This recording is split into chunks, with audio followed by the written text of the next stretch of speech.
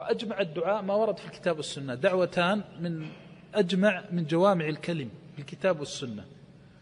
الدعوة الأولى: ربنا آتنا في الدنيا حسنة وفي الآخرة حسنة وقنا عذاب النار. والثانية دعاؤه عليه الصلاة والسلام كما في الصحيح: اللهم أصلح لي ديني الذي هو عصمة أمري، وأصلح لي دنياي التي فيها معاشي، وأصلح لي آخرتي التي إليها معادي، واجعل الحياة زيادة لي في كل خير، واجعل الموت راحة لي من كل شر. ما أعطي عبد هذه الدعوات إلا كان أسعد الناس. اللهم أصلح لي ديني الذي هو عصمة أمري، لأنه إذا صلح لك دينك فقد أفلحت وأنجحت.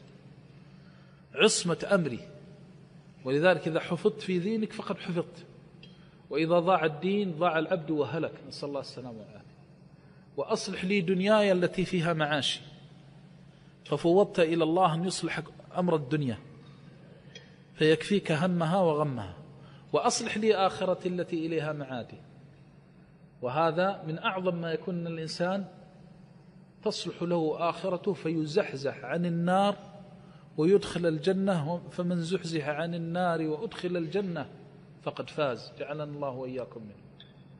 وأصلح لي آخرتي التي إليها معادي، واجعل الحياة زيادة لي في كل خير، واجعل الموت راحة لي من كل شر. نسأل الله أن يجعلنا وإياكم ذلك الرجل. هذه من أجمع الدعوات الثابتة عن النبي صلى الله عليه وسلم.